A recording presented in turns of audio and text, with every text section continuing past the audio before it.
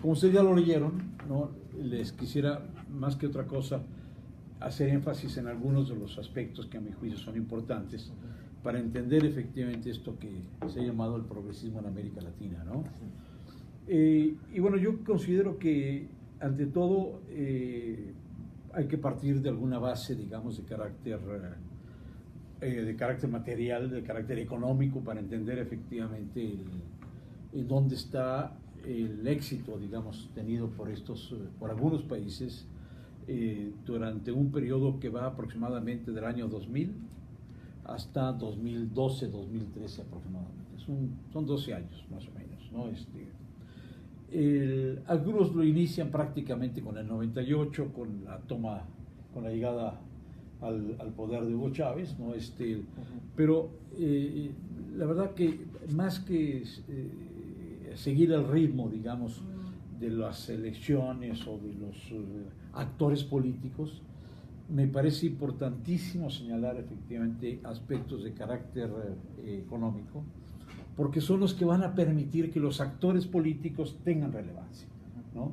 Sin estas condiciones, sin estos recursos, por más Hugo Chávez que hubiera sido, hubiera quedado muy circunscrito y no hubiera podido desplegar, digamos, las iniciativas tanto internas como internacionales que pudo llevar a cabo, ¿no? Estoy refiriendo al experimento del ALBA, al Banco del Sur, aunque no era, sí, una iniciativa más de Correa, pero también de alguna manera fuertemente reforzado por Chávez, la iniciativa de Telesur, por ejemplo, desde el punto de vista cultural, los nuevos procesos de integración acelerados precisamente con la participación también de Argentina, Brasil, Ecuador, Uruguay, Paraguay, etcétera, etcétera, ¿no? Entonces, a mi juicio, el elemento fundamental se encuentra en lo que un estudioso de los problemas de la democracia, Czerborski, llama las bases materiales del consenso. Y en ese caso, esas bases materiales del consenso se van a encontrar fundamentalmente en el creciente aumento de las materias primas, que se va dando fundamentalmente a partir del año 2000, ¿no? ¿A qué materias primas nos referimos? Nos referimos desde luego a las que tienen un fundamento en los energéticos, hidrocarburos, particularmente el gas, el petróleo, evidentemente, ¿no? Pero también nos referimos a materias primas provenientes fundamentalmente del cambio en los patrones de producción primaria, ¿no? Agricultura, ¿no? Pero también la extracción de productos minerales importantes para la industria, ¿no? Esos precios aumentan, pero ¿por qué aumentan? ¿Cuál es la razón de este aumento, ¿no? Y la razón del aumento yo creo que tenemos que buscarlo fundamentalmente en la expansión de China, ¿no? De China como potencia industrial, pero también como un país cuya dimensión demográfica le está exigiendo el contar con grandes cantidades de productos y de alimentos, ¿no? Por las modificaciones, digamos, las migraciones que hay o que ha habido, fundamentalmente de las zonas rurales a las zonas urbanas. China construyó un montón de nuevas ciudades y después desplazó, y como en China todos son millones de chinos, ¿no? Que se pasaron a las zonas urbanas y requirieron entonces una gran cantidad de alimentos cárnicos, sobre todo proteínas, ¿no? Y estos solamente los podrían proveer efectivamente un producto que por la rapidez con la que crece, por las extensiones donde puede ser sembrado, ¿no? La rapidez de su traslado incluso, ¿no? Y también la rapidez con la que es ingerido y transformado por fundamentalmente el ganado vacuno, ¿no? Y que se refiere fundamentalmente a un producto como la soya, ¿no? La soya. Y entonces se modifica de manera muy drástica lo que había sido la vocación histórica de países como Argentina, Uruguay, Brasil, de que eran grandes productores fundamentalmente de trigo, ¿no? De ganado vacuno, ¿no? Fueron en una buena medida durante la Primera y la Segunda Guerra Mundiales, fueron pues sobre todo Argentina, ¿no? El granero del mundo, ¿no? Claro. ¿No?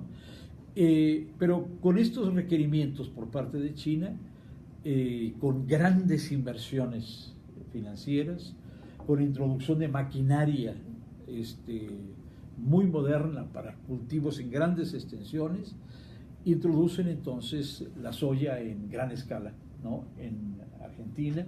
Argentina incluso traslada parte de su producción de trigo a Uruguay, junto con ¿cómo se llama? El ganado, y de tal manera que entre Argentina, Brasil, Uruguay y Paraguay se convierte en muy poco tiempo lo que se dio en llamar la República Unida de la Soya, ¿no?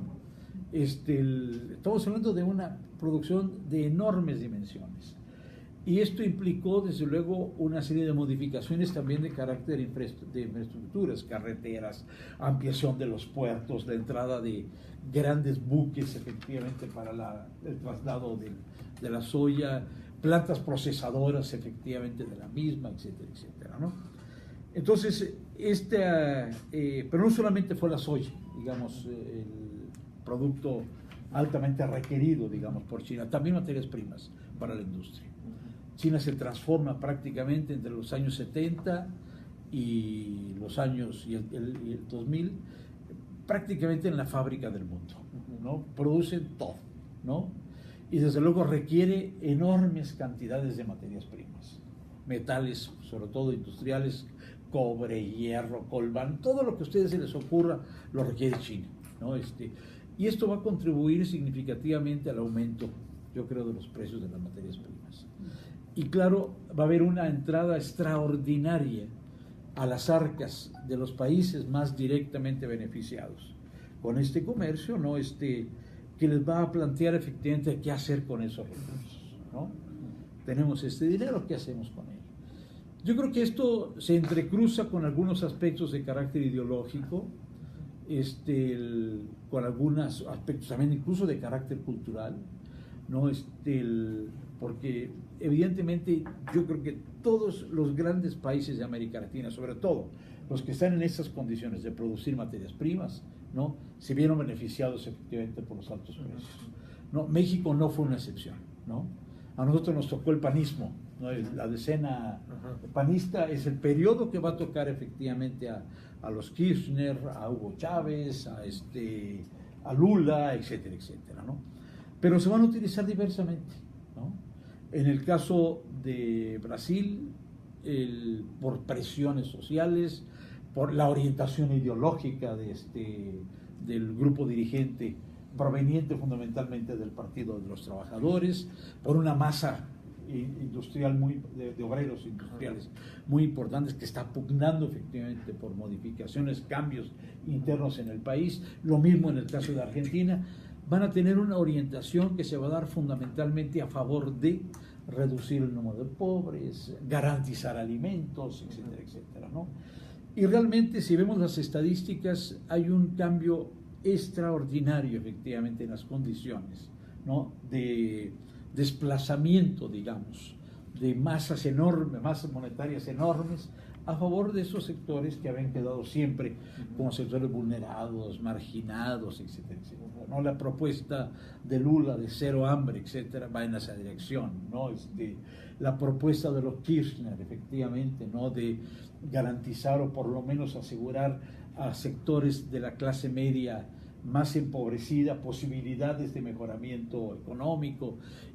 No digamos el caso de Venezuela, que implicó un desplazamiento enorme de sectores que habían estado al margen, ¿no? De las posibilidades del desarrollo, de las posibilidades de condiciones médicas mejores, de alimentación, etcétera, etcétera, ¿no? De colocarlos efectivamente en el centro de su atención, ¿no? Entonces, hay una circulación de capitales, de dinero monetario, ¿no? Muy importante hacia sectores que habían quedado al margen, vamos a decirlo así, ¿no? Del desarrollo. Y sobre todo después de las políticas neoliberales, eran los que más habían sufrido efectivamente esas consecuencias.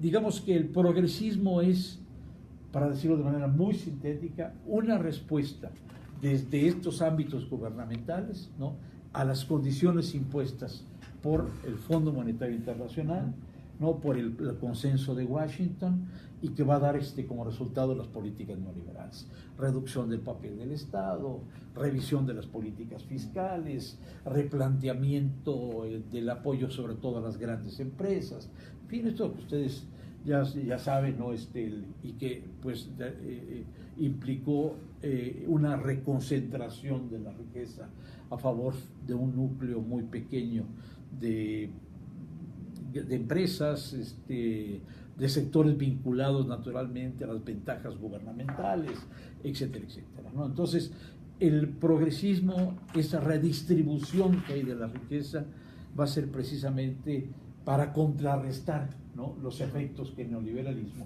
tenía en América Latina, ¿no? Entonces, me parece que ese es el primer punto que vale la pena subrayar. ¿Por qué o qué es lo que está en la base de que estas condiciones, digamos, de crecimiento del ingreso sobre todo, entren, digamos, en un declive no tan acelerado como el que se va a dar fundamentalmente a partir del año 13, ¿no? Y se va a ir va a crecer fundamentalmente hasta el año 16. Bueno, hay evidentemente un decrecimiento efectivamente de los precios de las materias primas. En el caso de los energéticos, el actor principal es Estados Unidos, fundamentalmente con el descubrimiento del fracking, ¿no?, que le permitió aumentar en una forma extraordinaria los volúmenes efectivamente de extracción de petróleo. El fracking, ¿no?, de la extracción de petróleo. Exactamente, sí, exactamente. Es una técnica nueva, ¿no?, que implica hacer perforaciones y romper capas geológicas, inyectar agua a gran presión, pero conjuntamente con 100 o 200 sustancias, con efectos verdaderamente terribles a la ecología, a la salud humana, ¿no?, porque se filtran después por los mantos freáticos y reaparecen quién sabe dónde. El caso es que Estados Unidos garantizó de esta manera el aumento de sus reservas de petróleo, ¿no? Básicamente Estados Unidos depende de sí mismo, naturalmente, ¿no?, pero depende mucho, ¿no?, de Arabia Saudita, ¿no? Tenía una dependencia, vamos, no muy fuerte, de México, de Venezuela, ¿no? Y desde luego el poder ampliar los volúmenes de producción de gas y de petróleo gracias a esta técnica, ¿no?, le permitió, para decirlo de manera muy inmediata, ser un país, digamos, soberano desde el punto de vista de los energéticos, ¿no? Y al mismo tiempo que ganaba soberanía por el incremento de los volúmenes de producción, permitió una reducción creciente del petróleo, ¿no? Y esto naturalmente tuvo efectos muy impactantes sobre los países que, como Venezuela, dependían prácticamente en un 93% de sus exportaciones del petróleo. A nosotros también nos afectó en una cantidad menor porque tenemos una economía un poco más diversificada, ¿no? Por lo menos estaban las manufacturas, estaban las remesas, estaba el turismo, y esto nos permitió de alguna manera hacer frente de manera menos dolorosa al impacto que significó la reducción de los precios de las materias primas, por lo menos del petróleo y del gas. En el caso de las materias primas, sobre todo las extractivas, que estaban vinculadas a productos primarios, la soya, y naturalmente productos minerales, ahí más bien se debió fundamentalmente a una reducción del crecimiento de China, que venía teniendo tasas de crecimiento del 12, 13, 14, llegó a tener una vez hasta el 17%, eran cantidades verdaderamente sorprendentes de crecimiento, y después bajó, ¿no?, a 6, 7, ¿no? Que para nosotros sería verdaderamente la panacea. Para ellos efectivamente significó una reducción significativa y por lo tanto un frenón a la importación de materias primas. Yo creo que ahí está la base de todo, ¿no? Pero, ¿qué pasa desde la perspectiva de nuestros países? ¿Por qué hemos sido tan vulnerables, digamos, a este tipo de modificaciones que no es la primera vez que se presenta. Nosotros somos países de burbujas, ¿no? De burbujas que se dan fundamentalmente en el mercado mundial, ¿no? Pronto crece un producto, nos clavamos sobre él, obtenemos altos beneficios, se reduce el precio y regresamos a la situación anterior, ¿no? En este caso yo creo que el grandísimo problema es que, es verdad, Argentina, Ecuador, Venezuela, ¿no? Tenían el control efectivamente de la extracción del petróleo y del gas, ¿no? En el punto, digamos, de salida del gas, ¿no? A través de las políticas de nacionalización, estatización, estatizaciones parciales. El caso es que había un control, digamos, del producto en el momento de salida. Pero no tenemos control sobre el producto una vez que está en el mercado mundial. Y ahí, en esa área, es donde efectivamente perdemos, ¿no? ¿Qué hacemos con esos recursos? ¿Cuál es el problema?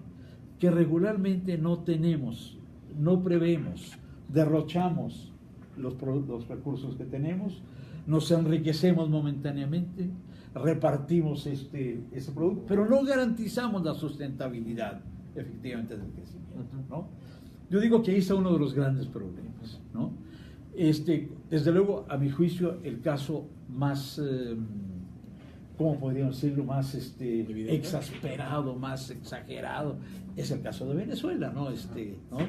Que naturalmente, pues dependiendo en una proporción altísima de la exportación de petróleo, también efectivamente dependía en una enorme proporción de la importación de todo, de casi todo, ¿no? Claro, bajo precio del petróleo y te quedas efectivamente sin recursos, ¿no? Claro. Hay más elementos ahí que están también que explican la situación venezolana, pero yo creo que fundamentalmente, para decirlo así en breve, el grandísimo problema es eso. Orientas toda tu economía hacia las exportaciones, ¿no? En una forma exagerada, dejas de exportar otros productos y te conviertes en un lapso relativamente corto en un importador neto de todo, ¿no? Hasta lechugas, man, ¿no? No digamos más cosas, ¿no? Entonces, para la alimentación muy dependiente. Absolutamente dependiente, ¿no? En carne, productos vegetales, todo, ¿no? Entonces yo creo que ese es uno de los grandes problemas que están presentes efectivamente hoy en lo que se llama la crisis del progresismo. Claro. ¿Qué otro elemento está presente también en esto? A mi juicio importante. Se creó o se generó una clase, una cierta clase media, o se aumentó la clase media, con una mayor capacidad de consumo. Y entonces los grandes beneficiados, ¿no?, de esta nueva demanda, digamos, que se había creado efectivamente en Argentina, en Brasil, etcétera, fueron las empresas transnacionales, ¿no? Entonces hubo simplemente una transferencia, digamos, de capitales de un sector a otro, ¿no? ¿No? Convertiste a estos nuevos sujetos de mercado, ¿no?, en consumidores netos de lo que hubiera. Y cuando no lo tenías en el mercado interno, lo tenías que importar. Entonces beneficiabas incluso no solamente a las grandes empresas nacionales, sino también a las transnacionales externas, ¿no? Es decir, a final de cuentas, este capital financiero que entraba efectivamente a tus arcas, lo distribuías entre parte de tu población y después se iba nuevamente efectivamente por la vía del consumo, ¿no?, a las grandes empresas, ¿no? Reforzaste a las grandes empresas, reforzaste al capital financiero, ¿no? Y sobre todo el otro elemento ya más bien de carácter político, ¿no?, y digamos político ideológico, al beneficiar a estas grandes empresas, ¿no?, cumpliste prácticamente con, pues de alguna manera, la tarea que te habían encomendado, ¿no? Tranquilízame en la población, garantízame efectivamente buenos ingresos y, a mi juicio, en el momento en que ya no fuiste necesario, te eliminaron, que es el caso de Dilma y de Lula, ¿no? Serviste hasta aquí gracias a la cárcel por corrupto. Hay muchas cosas de por medio también. Las ideas de potencia de Brasil, las grandes construcciones para los Juegos Olímpicos, para el campeonato de fútbol, la orientación de recursos dados a las grandes empresas, ¿no? Que implicaron efectivamente pagos extraordinarios, corrupción, ¿no? A funcionarios públicos dentro y fuera del país, ¿no? De tal manera que creaste una cadena, digamos, dependiente, ¿no? De estos nuevos recursos que estaban disponibles, ¿no? Este es, de manera muy sintética, ¿no? Lo que yo he tratado de expresar aquí en este pequeño documentito, ¿no? ¿No? Ese es un poco el círculo, digamos, que se crea, digamos, círculo virtuoso para las empresas, ¿no?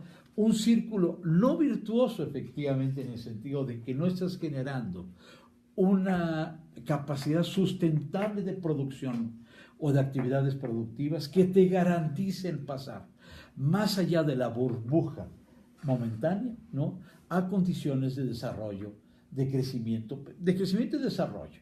Es decir, crecimiento económico, pero al mismo tiempo de redistribución del ingreso, de la riqueza, etcétera, ¿no? De tal manera que mantengas una población, ¿no? Que vaya creciendo, estando o que goce de condiciones mejores de vida, reduzcas las desigualdades, mantengas mercados internos cada vez más fuertes, etcétera, etcétera, etcétera, ¿no? Eso es más o menos mi punto de el tipo de tesis que yo quería sostener con ese documentito, ¿no? Excelente. Abrimos las preguntas. Yo tendría un par de preguntas. El periodo que está abordando, doctor, es más o menos de qué años a qué año? 2000 a 2013 más o menos. Y esta última conclusión me parece muy interesante porque se plantea, o en algún momento de la aplicación de las políticas neoliberales se planteó que si se colocaba más recursos en los bolsillos de la clase media, entonces el consumo se iba a incrementar y esto iba a generar una especie de círculo virtuoso, pero efectivamente nunca se habló de cómo se iba a redistribuir la riqueza. ¿No ve usted que uno de los mecanismos que no se implementaron es precisamente la única forma de redistribuir, que yo sepa, es fiscalmente, con transferencias fiscales? ¿No ve usted una crisis en materia fiscal por lo cual no se pudo completar el...? Indudablemente la hay. Incluso yo diría otra cosa, que en algunos casos esta enorme disponibilidad de recursos monetarios incluso inhibió las posibilidades de cambio en las políticas fiscales. Es decir, cuando se pudieron haber creado políticas fiscales virtuosas, ¿no? Redistributivas, justamente a través fundamentalmente de los recursos con los que se cuenta, básicamente el impuesto sobre la renta, ¿no? Y desde luego el IVA, ¿no? Que es el otro impuesto indirecto, ¿no? Para obtener ingresos. Son los más importantes, desde luego hay otros más, pero son los más importantes.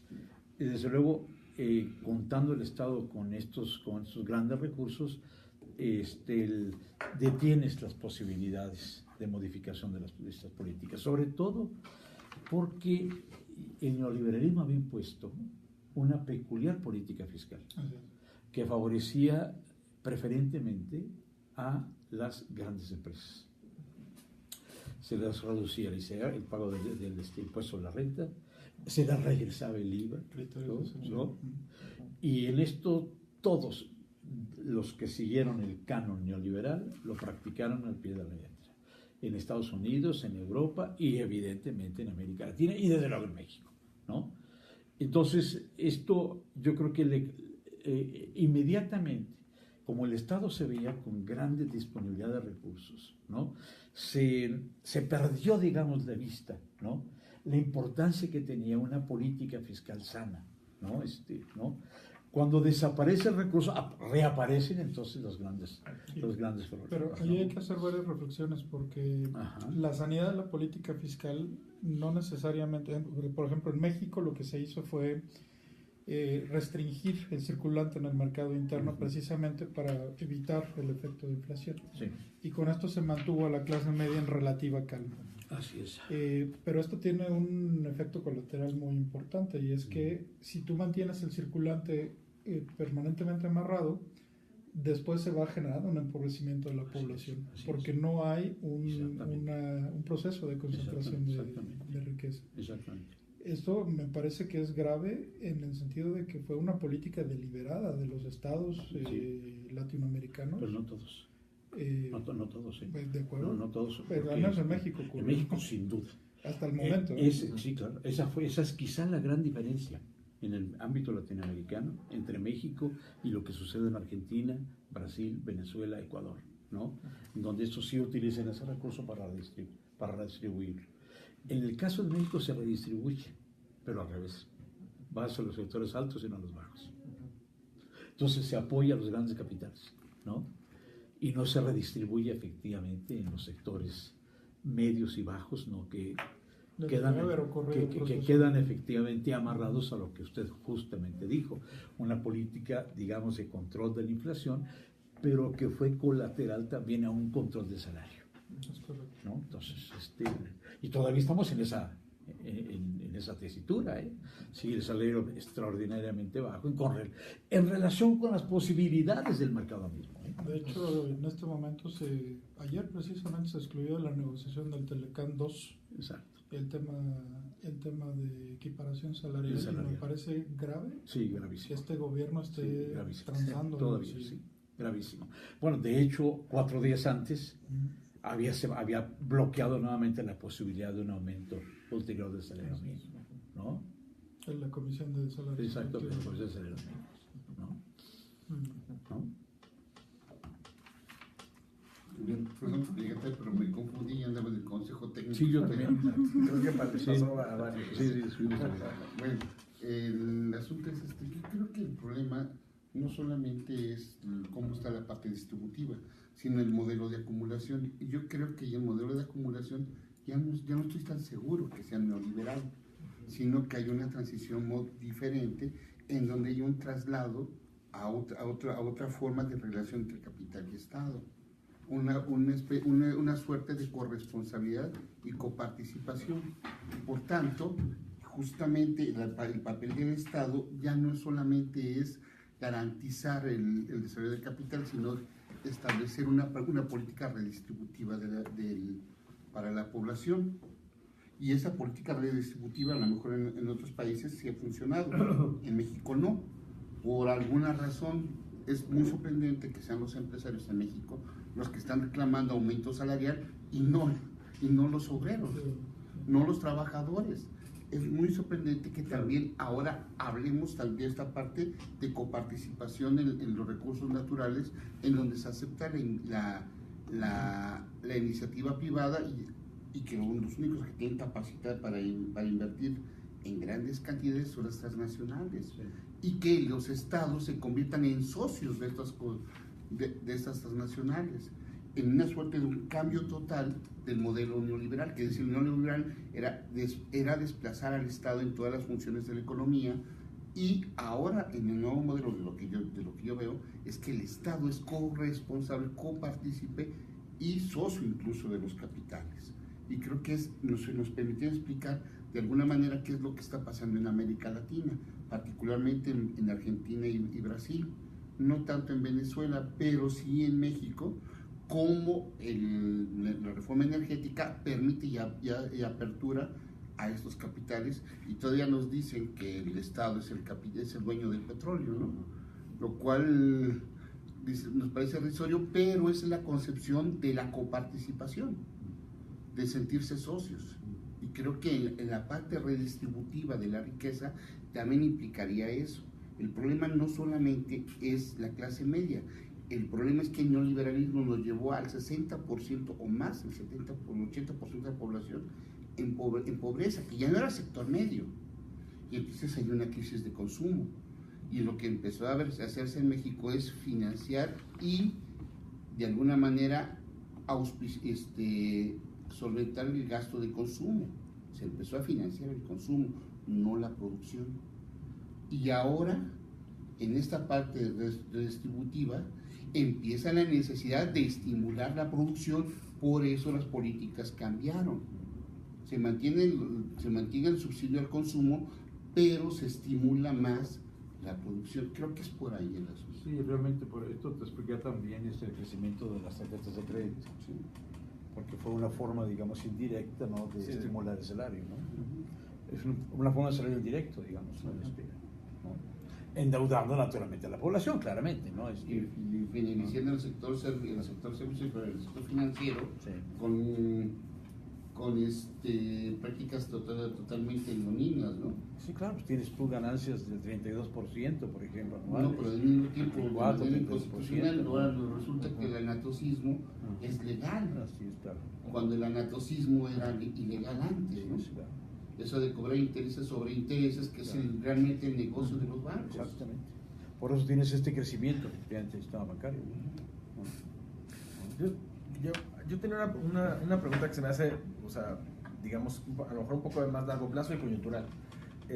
Por un lado, tal pareciera que hubo un retroceso durante el progresismo, o sea, durante la época progresista, un retroceso históricamente hacia una economía agraria exportadora como la que se tenía en el siglo XIX, ¿no? De repente, con el aumento del mercado mundial, así como en el siglo XIX con Europa, con Inglaterra, que era la fábrica del mundo, de repente con China como fábrica del mundo, hay una división social del trabajo ricardiana por completo, y de repente los países latinoamericanos de Sudamérica especialmente regresan a una economía primaria exportadora. Aquí la paradoja se me hace es, sin embargo, lo hacen bajo gobiernos progresistas, o gobiernos que de alguna manera podían haber tratado de seguir por lo menos las recomendaciones de Prebisch, ¿no? ¿Cuál es la razón por la que estos, o sea, Dilma, Lula, los Kirchner, ¿no? Digamos, cuando se arma este bloque progresista de izquierda, no aprovechan la coyuntura de los ingresos para hacer un cambio estructural, que fue justo lo que tú comentabas que faltaba, ¿no? Pues esa es la gran pregunta. Ajá. Es la gran pregunta. Yo digo, no, ahí es donde está precisamente el punto, a mi juicio, nodal, ¿no? Ajá. ¿Por qué con todos estos recursos no hiciste el cambio, ¿no? Claro. ¿No? Y pasaste efectivamente a un tipo de economía, ¿no? Sí, regresaste con respecto a los 40, 50, ¿no? Sí, desde luego que son otras condiciones, Sí. los gobiernos son de otro tipo, ¿no? El mercado mundial y sus exigencias son también diferentes. Los capitales circulantes no tienen punto de comparación con los que se vieron ahora, ¿no? Sí, claro. ¿Verdad? Entonces, sí, claro, ¿no? Y desde luego los agentes incluso que manejan estos recursos son también otros, ¿no? Entonces, por ahí hay grandes cambios, ¿no? Sí, se llega a una especie, un aparente regreso al modelo primario exportador, ¿no? Sí. Porque estás efectivamente trayendo materias primas, productos agrícolas, etcétera, ¿no? Debilitas sobre todo en casos como Venezuela, o sea, debilita por completo el mercado interno y los encadenamientos tanto hacia adelante como hacia atrás de la El economía. caso de Venezuela es curioso, porque de hecho tiene prácticamente un ciclo, ¿no? Con una economía típicamente rentista, ¿no? Claro, con altibajos, ¿no? Un ciclo. Un ciclo. Sí. Estamos hablando prácticamente de las primeras explotaciones que se dan a principios del siglo XX, ¿no? ¿No? Y claro, tienes momentos de gran expansión del producto, ¿no? Sobre todo en los años 70, ¿no? Con la creación de la OPEP, ¿no? Y ahora con el gobierno de Chávez, ¿no? ¿No? Que son, el gobierno de Chávez, claro, se presenta como un gobierno progresista, llegó incluso hasta definirse socialista del siglo XXI. Sí. Nadie entendió qué demonios era eso del socialismo del siglo XXI, ¿me entiendes? ¿No?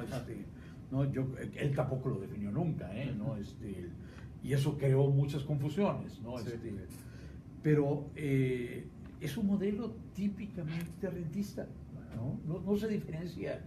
Quizás hasta incluso lo llevó a consecuencias mayores que en el pasado, ¿no? ¿No? Sí, claro. Y todo sumado, por ejemplo, durante los años 70, que estamos dentro todavía del bipartidismo propuesto del acuerdo de punto fijo, ¿no? el hecho de que se alternaron en el poder ¿cómo se llama? Acción Democrática con la COPEI, pues le daba una cierta capacidad efectivamente para que no se,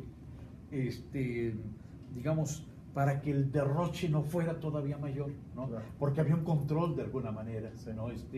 Había Y se destinó más una buena parte de la inversión a la modernización de la infraestructura, ¿no? Puertos, carreteras, las mismas ciudades, etcétera, etcétera, ¿no? Las universidades, ¿no? La Universidad Central se genera, digamos, en los años 50, 60 más o menos, aprovechando efectivamente este crecimiento efectivamente y la disponibilidad de los recursos petroleros, ¿no? Pero Chávez no tiene control, sobre todo después de la huelga del 2002, no tiene absolutamente ningún control. Nadie puede efectivamente, digamos, ponerle una brida, ¿no? A un potro verdaderamente enfurecido, ¿no? Que hace uso de PDVSA como si fuera prácticamente su caja chica, ¿no? Claro, derrota a los obreros, derrota a los empresarios, derrota a la clase media, en 2012, en la huelga que se le plantea durante 3 meses. Le plantean los obreros del petróleo, pero se le unen los empresarios y se le une la clase media, los derrota, con apoyo del ejército y apoyo de los sectores más pobres de la población, ¿no?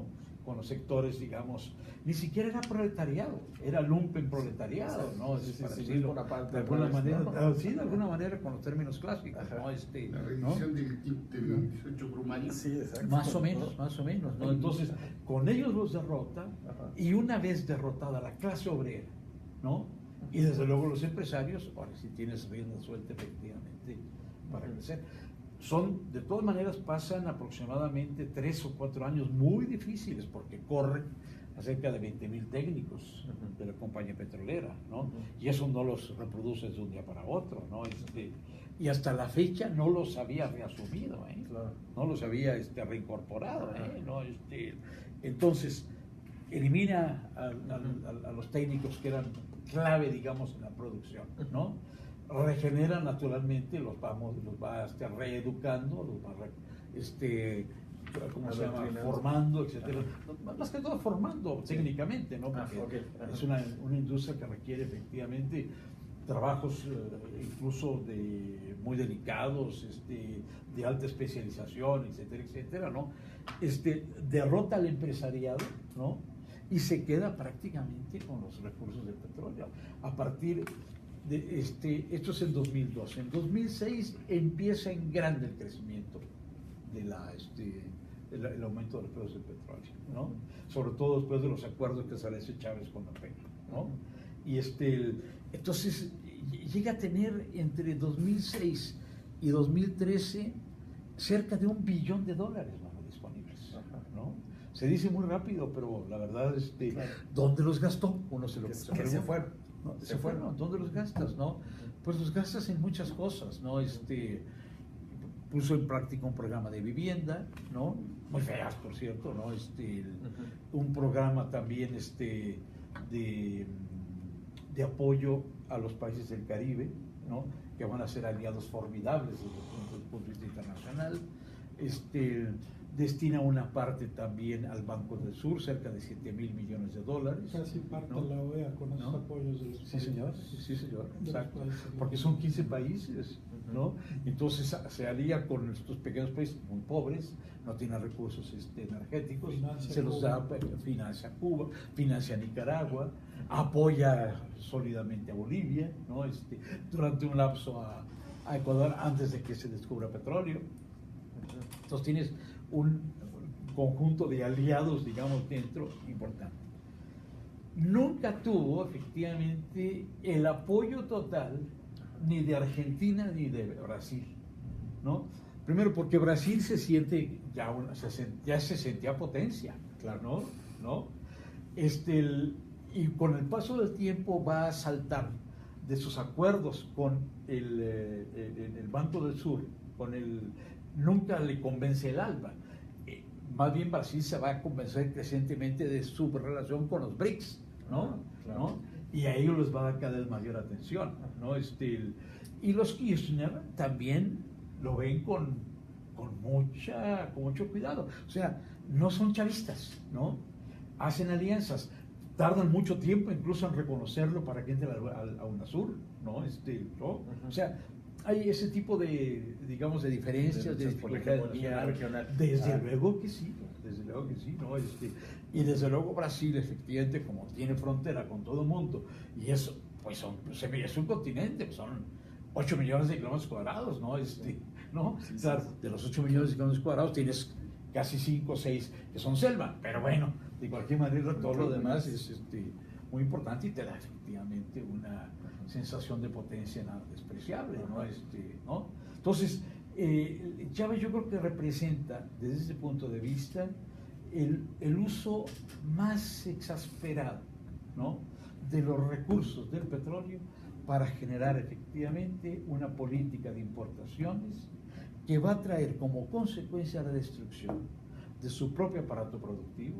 No era muy grande, pero tenía una cierta significación, de su propio mercado interno, ¿no?, que lo va a hacer dependiente totalmente de las importaciones, ¿no? ¿No? Y todo esto en medio de una retórica antiimperialista, la verdad que de muy poca contundencia, a mi juicio, ¿no?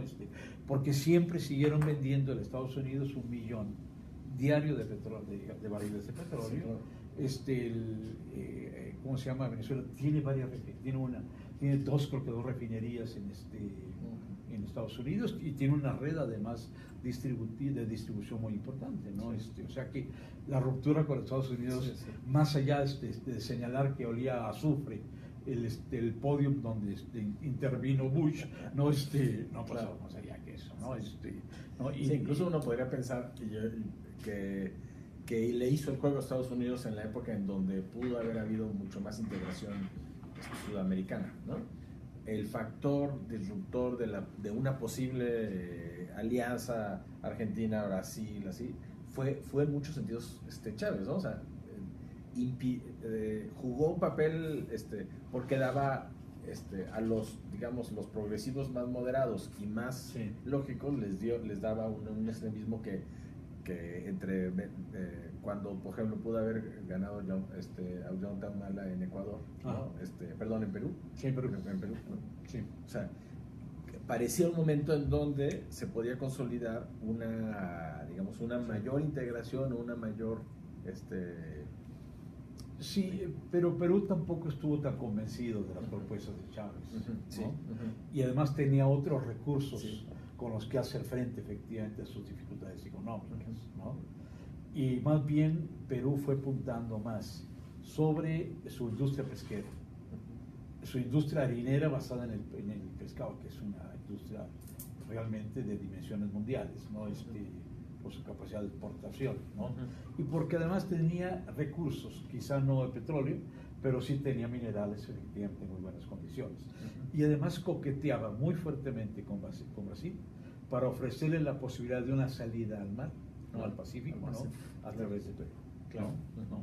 Incluso la gran carretera que atravesaría Perú se convirtió también en una fuente de discordia y de corrupción, por la cual después los 3 gobiernos que estuvieron comprometidos en esta obra fueron acusados efectivamente de corrupción, ¿no? ¿No? Y hay algunos que están en la cárcel, ¿no? Toledo, ¿cómo se llama? Humala, ¿no? Es que no, nunca me acuerdo bien de nombre. Sí, ¿no? Y hasta Kuczynski, ¿no? Sí. ¿No? Bueno, pero él cayó por otro tipo de motivos, ¿no? ¿No? Sí. ¿Verdad? Entonces, pero yo creo que definitivamente el caso de Venezuela es el que ilustra mejor, ¿no? La incapacidad de saltar efectivamente hacia ramas productivas. Yo creo, pudieron haber hecho una industria farmacéutica, tranquilamente, tenían las posibilidades. Podrían haberse autonomizado en la industria del aluminio. Pudieron haber creado una industria siderúrgica más poderosa, ¿no? Pudieron incluso haber convertido al país en un centro de distribución de armadoras de vehículos, ¿no? No solamente de Estados Unidos, sino incluso de Rusia, ¿no? O de China, ¿no? Sí. Todo eso pudieron haberlo hecho, ¿no? Pero ¿qué pasó? Tuvo una política cambiaria que le resultó absolutamente fatal, desastrosa para el país, aunque beneficiosa en términos particulares para el grupo, digamos, la oligarquía que fue formándose en torno efectivamente a Chávez, la llamada boliburguesía, ¿no? Sí, la burguesía bolivariana, ¿no? ¿No? Eliminaste a la otra, pero creaste tu propia burguesía, ¿no?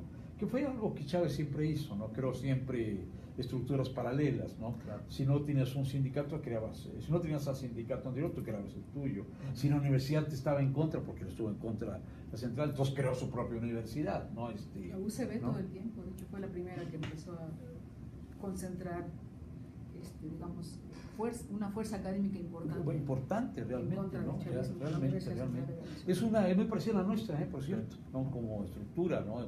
Edificios un campus muy agradable, ¿no? Más rigurosa definitivamente que la que creó Chávez, la bolivariana, que entra cualquiera, ¿no? Mientras que la central está sujeta a exámenes, etcétera, ¿no? Y está en condiciones desastrosas, porque bueno, ya los recursos faltan de manera vistosísima. Entonces, pero es la pregunta que yo me hago también, ¿por qué no se ha dado el salto? Y desde luego, yo creo que aquí entran muchos elementos culturales, ¿no? Elementos ideológicos, ¿no? El caso de Brasil, por ejemplo, con todo, desde el que llegaron los militares, pasando por Cardoso y continuando por Lula, ¿no? Hay una política de Estado en torno a ciertas ramas de producción: aviación, telecomunicaciones, ¿cómo se llama? Me faltan dos. Estado por ahí metida también. Son armamentismo, Sí, son países de América Latina. Defensa, Brasil tuvo un gasto importante. ¿Verdad que sí? Entonces, esos son sectores que se han mantenido todos sumados, ¿no? Son políticas de Estado. Sí, ¿no? que se han mantenido a lo largo del tiempo. Independientemente de que fueran militares, que fuera un neoliberal como el sociólogo Cardoso, ¿no? O incluso un sujeto proveniente de la clase obrera como Lula, ¿no? Ahí se ha mantenido. Entonces, desde ese punto de vista, Brasil se ha conservado, digamos, un cierto núcleo industrial, ¿no? Pero todo el reparto que se hizo fue fundamentalmente para fundar consumidores, ¿no? Consumidores. Que esa ha sido pero la consumidores que a final de cuentas ya no van a depender de tu propia producción, sino de la producción que viene de fuera. Creo ¿no? que este es uno de los puntos centrales, doctor. Recientemente, al escuchar, por ejemplo, los debates, ¿no? Sobre todo el segundo debate y las propuestas que se hicieron, lo que tenemos en realidad es una crisis del modelo de acumulación y una propuesta, una hibridación sobre qué se va a plantear, ¿no? Si continuar con un modelo en el cual el consumo se basa en un consumo externo, una transferencia de materias primas, pero la mayor acumulación de riqueza ocurre en el proceso de agregación de riqueza a las mercancías, o si lo que vamos a plantear es un fortalecimiento del mercado interno. Así es. Me parece central esto, porque ahí es donde está verdaderamente la crisis que se está planteando en términos de modelos. Ahora, el problema es implementarlos, ¿no? Me parece que en un escenario completamente globalizado, regresar a una política de sustitución de importaciones o de reafirmación del mercado interno sin un proceso fiscal de redistribución de la riqueza nos va a llevar a una nueva crisis. Entonces, tomar un pedacito de la solución y no plantearla desde una perspectiva integrada, desde un paradigma integrado, es igual de peligroso que continuar en un modelo completamente de dependencia externa, ¿no? Ahí creo que el progresismo tendría que también Sí, Ser más plantear, progresista.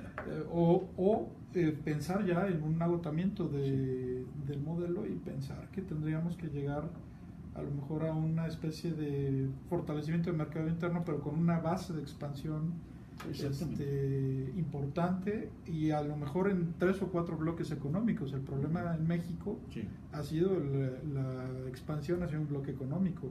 Eso nos está Así es, generando definitivamente. dependencia. Definitivamente. No sé qué opinión tengo. Y sobre todo yo creo que también el otro gran problema que nos convoca, digamos, a los latinoamericanos, es que seguimos siendo muy dependientes de nuestras metrópolis, ¿no? Sí, claro. Vamos, la integración no está hacia adentro, ¿no? Está hacia afuera, ¿no? Nuestras vías de comunicación son hacia afuera, ¿no? No hemos todavía resuelto ni siquiera los problemas de carreteras, ¿no? De aeropuertos incluso, ¿no? Que permitiera efectivamente una integración más fuerte de toda la región, ¿no? Vamos, lo más que hemos hecho son integraciones subregionales. El mercado centroamericano, por ejemplo, ¿no? El mercado andino, ¿no? ¿No? Hoy la Alianza del Pacífico, ¿no? Son pequeños experimentos en bloques muy pequeños, ¿no? Por ejemplo, UNASUR está destruida, ¿no? Ya no existe. Está a punto de ¿no? desaparecer. Sí, claro, está al borde efectivamente del fracaso, ¿no? Entonces, y yo creo que también nos ha perdido cierto tipo de egoísmos nacionalistas, ¿no? Ciertas pretensiones hegemonizantes, ¿no? Brasil por una parte, también nosotros tenemos nuestra parte de culpa, también tenemos nuestro corazoncito, ¿no? Que late por la parte de la búsqueda efectiva, sí, pero por la parte de buscar esta hegemonía, y después fuimos directamente con Estados Unidos, ¿no? Y esto pues no lo quieren cobrar, ¿no? Claro. ¿no? Pero yo sí creo que en un momento dado, si hay una reorientación de las políticas, digamos, económicas a favor de favorecer los vínculos con América Latina, esto puede resolverse, ¿no? Requiere tiempo, definitivamente, pero se puede hacer, ¿no? Para la reflexión es si se debe de partir primero del fortalecimiento del mercado interno o se debe partir del fortalecimiento de bloques regionales. Por fuerza hay que partir del mercado interno. Yo creo que justamente cuando hablamos de un nuevo modelo, hablamos de la regionalización. Y entonces México tiene que definir con quién hace región. Si hace región con Estados Unidos y Canadá, o hace una región con el Tratado del Pacífico, con Chile, Perú, Panamá y Colombia. Ajá. Que creo que esa es la apuesta de una regionalización diferente al Mercosur.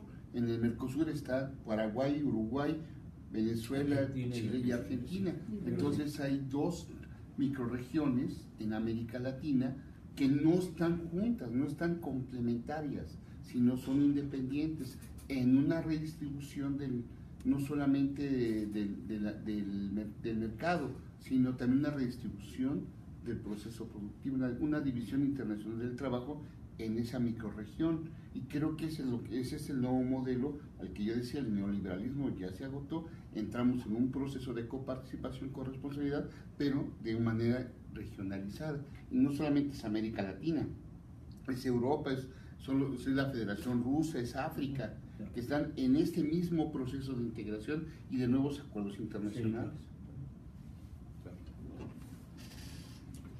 Sí, puede ser una buena opción definitivamente, ¿no?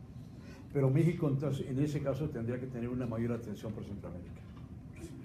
Y creo que un poco se planteó en el segundo debate por parte de López Obrador. Efectivamente. ¿No? O sea, lo que no he escuchado hasta ahorita, o sea, se planteó cooperación hacia los países colindantes sobre todo con el triángulo del norte de Centroamérica, ¿no? Pero lo que no he escuchado ni en México ni en el resto de América Latina es la reforma fiscal que va a permitir precisamente este fortalecimiento. Y ese es el gran ausente de la... Son los tratados internacionales que obligarían a una reformulación de las políticas fiscales internas. Sí, la CEPAL está pugnando mucho efectivamente por un replanteamiento de las políticas fiscales. Es correcto. Sin embargo, hay una resistencia extrema de parte de los países. Fortísima. Eso, e incluso creo que la señora Bárcena, ¿verdad? Bárcena hacía una propuesta de un nuevo pacto decía, ya no un pacto solamente entre el Estado y la sociedad civil, es un pacto entre el Estado, la sociedad civil y el mercado, ¿no? Es un pacto tripartito, ¿no? A mí me parece una idea iluminante, ¿no? Es una coparticipación. Claro. Hoy sale esa nota. ¿No? Hoy habla Alicia Bárcena justo de eso, ¿no? Sí, De- sí. de un tema parecido, claro. Parece muy interesante esa propuesta, ¿no? ¿No? Pero naturalmente requiere de la voluntad política de los varios estados, ¿no? Brasil está en una crisis profunda en este momento. Argentina lo mismo, ¿no? Evo está de alguna manera muy encerrado efectivamente en sus propias limitaciones y en sus aspiraciones de un tercer periodo, ¿no? Ecuador está con una problemática difícil porque está replanteando efectivamente la reconstitución de su clase política, sobre todo después de la purga que Lenin le hizo efectivamente a los correístas. Centroamérica tiene, con excepción de Costa Rica, tiene problemas gravísimos desde el punto de vista económico, ¿no? Acelerados efectivamente por, primero, el proyecto fallido de Nicaragua de su canal transoceánico, ¿no? Honduras tiene dificultades gravísimas desde el punto de vista económico. Guatemala es la que aparece incluso con mayores ventajas, incluso desde el punto de vista político, ¿no? Guatemala, ¿no? Por los acuerdos con Estados Unidos. Con la ONU, y más que, sí, con la ONU incluso, ¿no? Sobre todo el impeachment contra el Río. ¿Quién era? ¿Quién era el presidente que fue de de Guatemala, ¿no? Pero ha tenido desde ese punto de vista un crecimiento cívico muy importante, ¿no? A eso me refiero, ¿no? Y después en el sur, Argentina, el proyecto Macri se acabó, ¿no? En un plazo de 2 años, Sí, claro. ¿no? Bueno, un poquito más, 2 años y Luego medio, un ¿no? desmantelamiento de las políticas de estos países. Claro, ¿no? A mí eso es lo que se me hace muy de la coyuntura actual e incluso diría de la coyuntura en este momento. De día a día. Es que hacia dónde se están realineando, porque pareciera ser que primero tenemos una ola progresista que, como tú dices, más o menos por ahí de 2013 entra en crisis, aunque también ya desde el 2009 y sus efectos se fueron, o sea, después de la crisis del 2009, en donde también hay un decrecimiento de la economía mundial, ¿no? Después de la... Sí, después de la crisis de ¿no? 2008, sí, claro. 2008-2009, perdón. Sí. Y claro, los efectos se empiezan a sentir después en Latinoamérica, pero digamos, hay otra vez una ola que parecía venirse y que parecía que se iba a consolidar hacia la derecha, ¿no? Con Temer, con Macri. Sí, claro. Y ahorita, en los últimos meses, de repente parece que todo se está... Se desbarata, ¿Qué sí, sucede con Nicaragua? O sea, hay toda hay una especie, digamos, de convulsión en latinoamericana que tal vez solamente Evo se salva. Digamos, porque está todavía Sí, salva más o menos, en la medida que todavía pareciera estar estable, ¿no? Pero ¿hacia dónde va el realineamiento? Pues es una muy buena pregunta, ¿eh? Porque mira, primero porque todavía no acaban de definirse las nuevas tendencias. Ajá. Primero, ¿no? Es cierto, estamos viendo efectivamente, ¿no? La evidente crisis del progresismo visto en estos términos. Sí. La incapacidad de poder efectivamente ¿cómo se va a redistribuir? Porque no tienes dinero. Tan simple como eso, ¿no? Sí, ¿no? claro.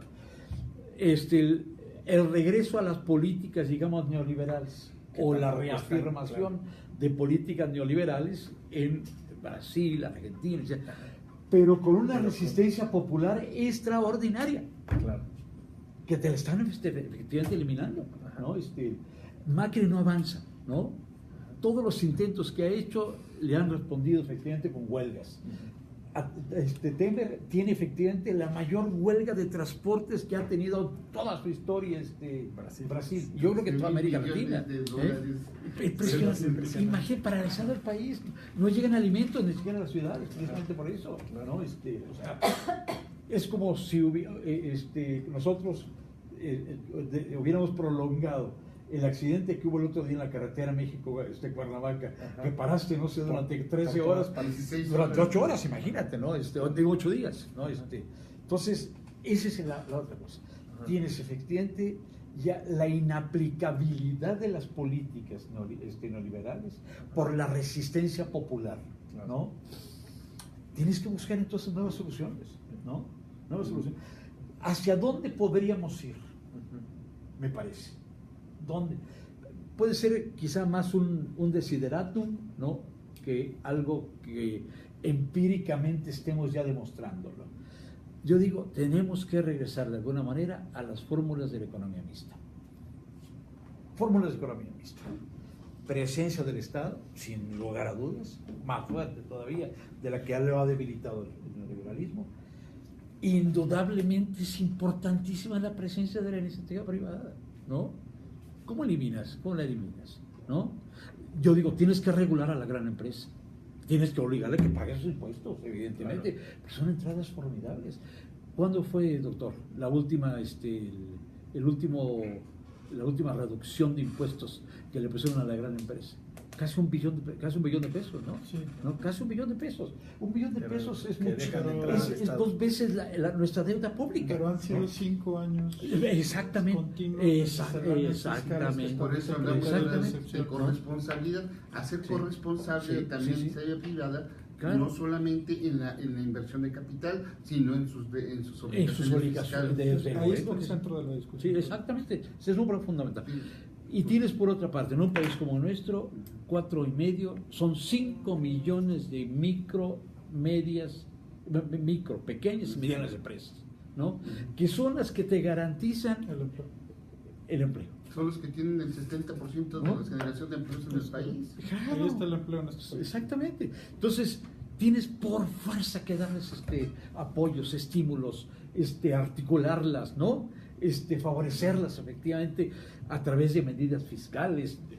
Indudablemente tienen que pasar por ese lado, ¿no? Y desde luego eliminar, y en esto yo estoy plenamente de acuerdo con el señor López Obrador, la corrupción, ¿no? Porque la sacaba la corrupción, ¿no? Empresas muy pequeñas, te llegan 20 inspectores uno tras de otro, man, y cada uno te pide una mordida.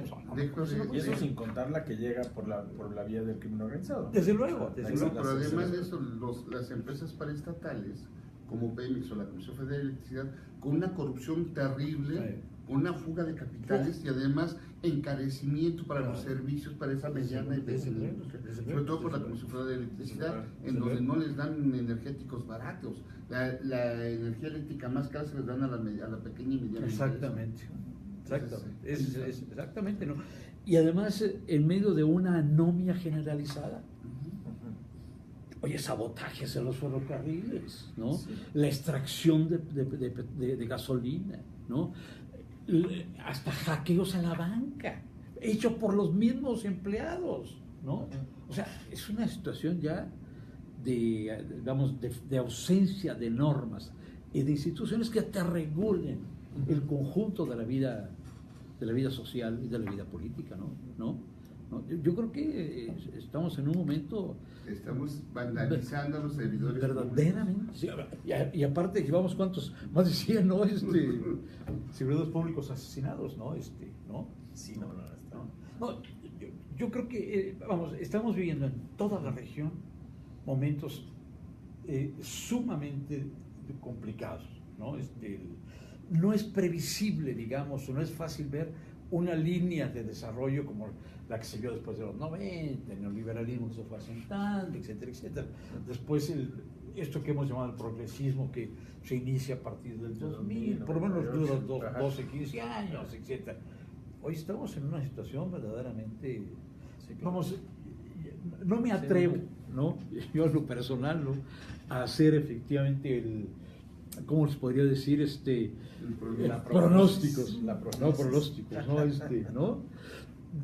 La ciencia social nos debería ayudar a ser por lo menos anticipatorios de ciertas tendencias, ¿no? ¿No? Pero está cañón hoy, ¿no? Yo creo que incluso López Obrador se va a enfrentar en su primer año de gobierno a un montón de conflictos sociales, sí, señor, con los cuales no va a poder lidiar porque son parte de su propuesta, a los que no les va a poder cumplir precisamente por la obligación que tiene con el modelo económico y las obligaciones empresariales. Y ¿sabes qué? A mí me da la impresión, si no va con cuidado, a crearse una situación muy parecida a la que pasó en Chile. La democracia cristiana había hecho una serie de reformas, entre otras una reforma agraria, ¿no? Y había hecho en 71, lo que México se hizo precisamente en los años 30, ¿no? La democracia cristiana no lo hizo la ley. Llega Allende. ¿Cuál es la expectativa?